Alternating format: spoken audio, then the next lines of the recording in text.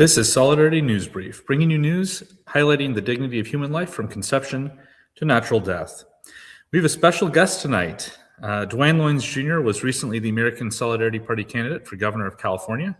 In a field of 61 candidates, he garnered 1,904 votes so far, beating out 7 of the other candidates. His campaign spent less than 11,000 in this election, including filing fees and the candidate statement, spending less than 4,000 on ads, running a principled campaign based on the platform of the American Solidarity Party.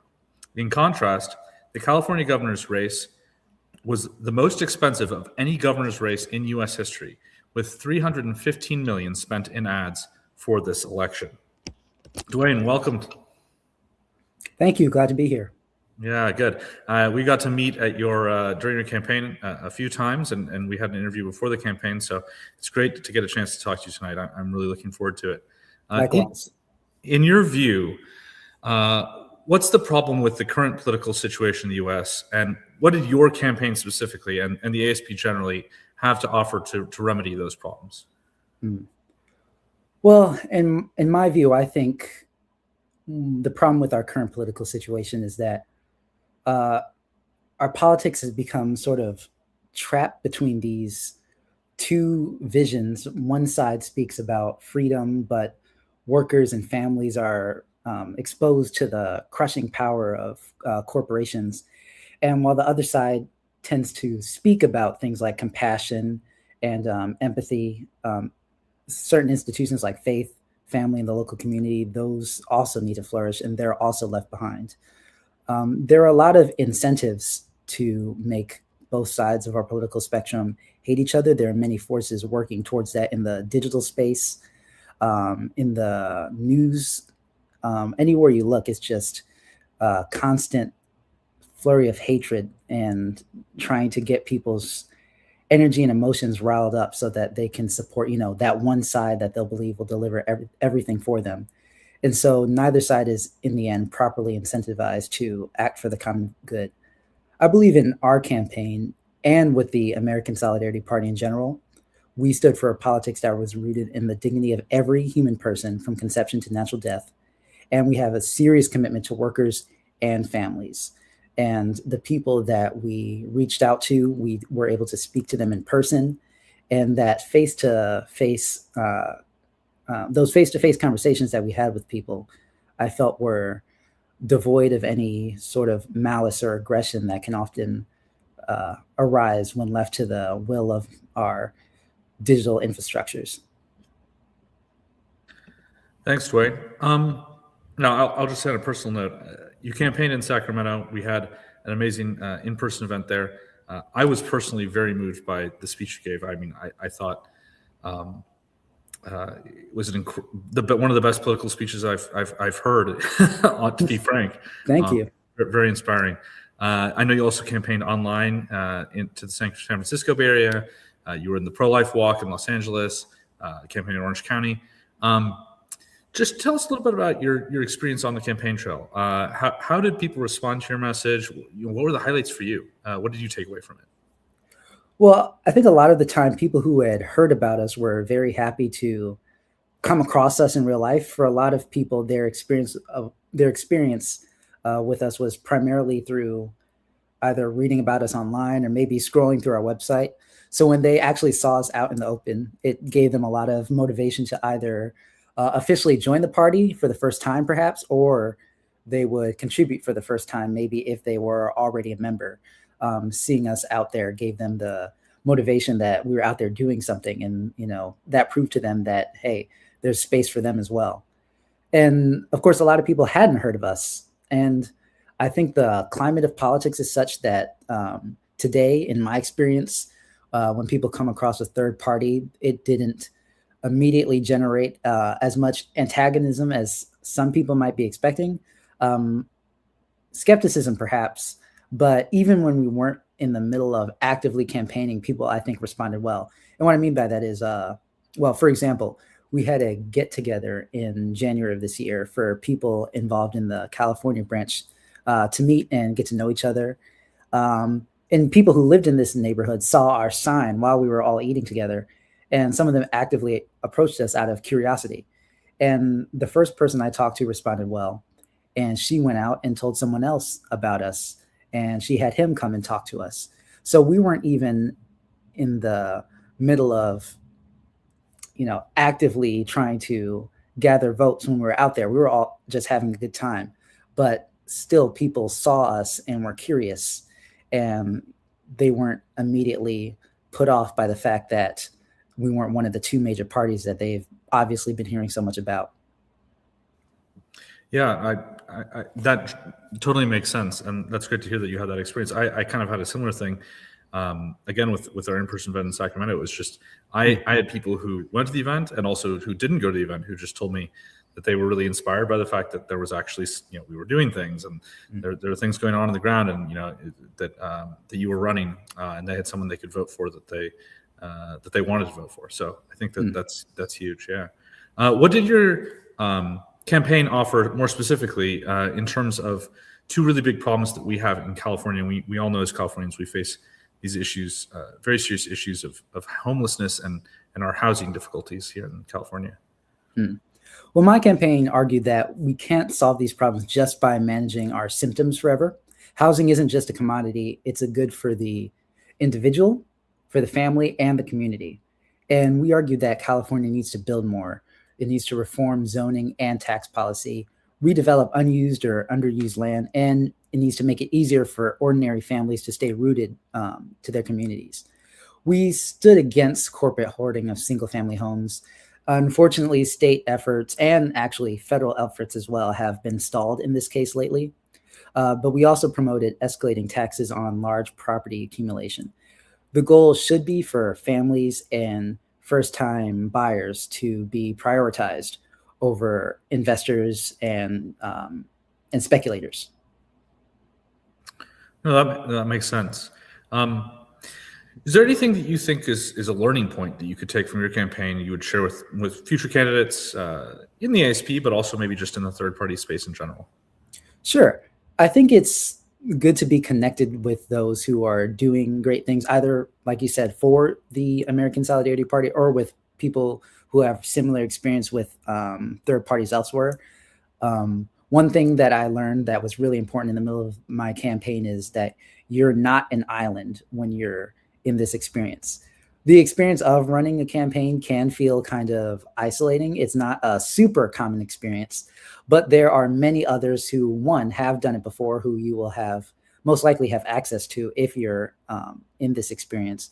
But also, there are so many people who are willing to help to talk to you about, ways to improve campaigning. Other people who have been through this experience themselves.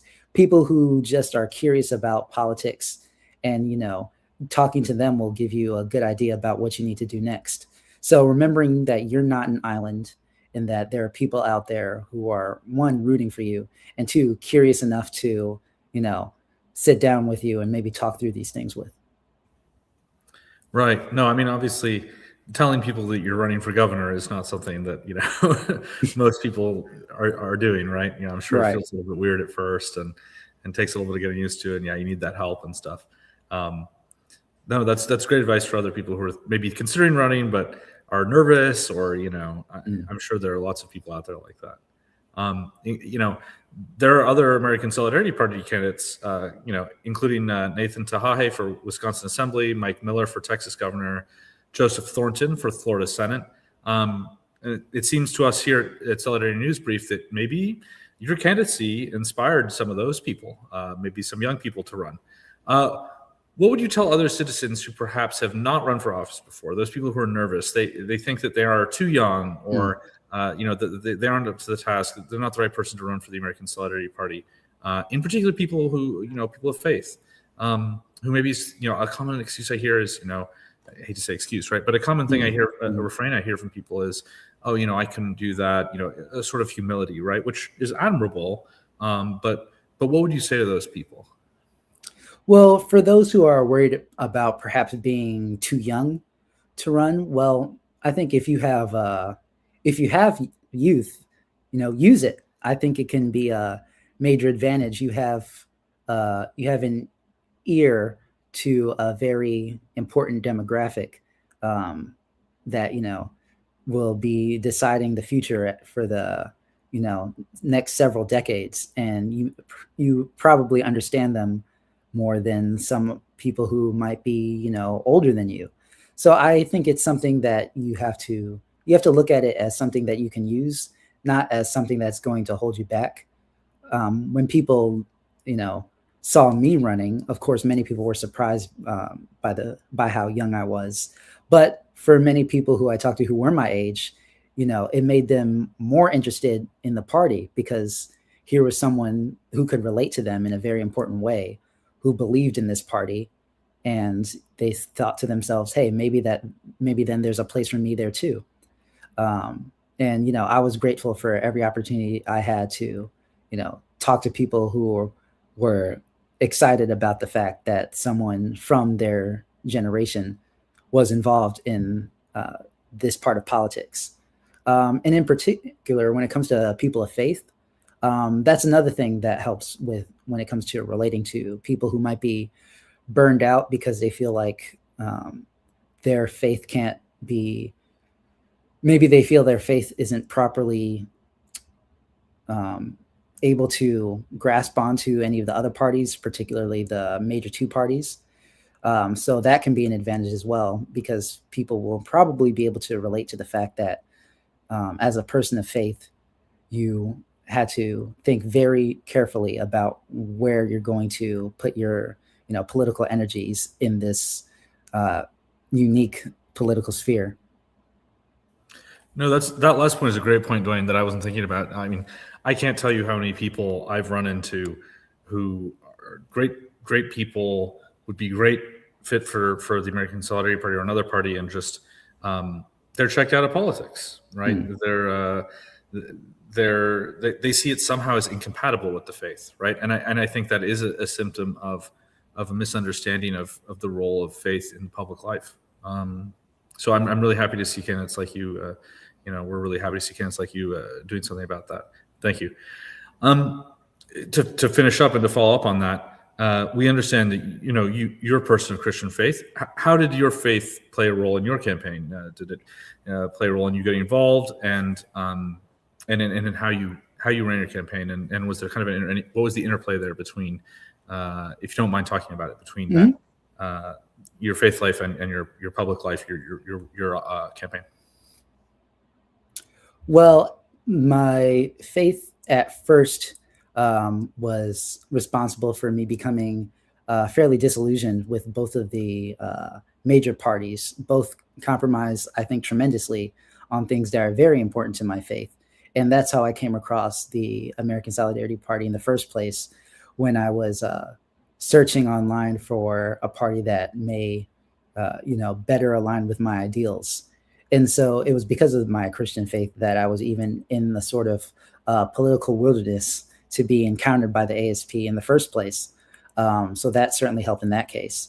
In terms of getting involved with the party further, one thing that was, I think, helpful for me is that people who I know who are also of the Christian faith, I talked to some of them about the party, and the feedback that I got from them was that this was a party that they felt that they could also support.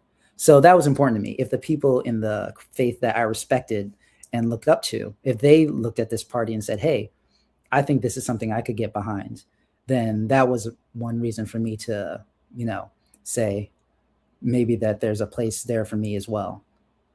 So talking with people who you think you would trust their judgment, and if they say, hey, I think it's a good idea for you to get involved with this party further, if they feel like this speaks to their Christian faith, then it's something for you to think about. Maybe, this isn't such a wild idea for you to get involved in this party as well. It may be exactly where your faith has been leading to. But, each person will have their own journey with this thing. Faith and politics, these can be very complicated subjects. And it certainly was for me when I was getting involved with this at first. But because of the guidance of people whose opinion I respected, it was a little less, I guess, dramatic than it otherwise would have been. So I'm grateful for them.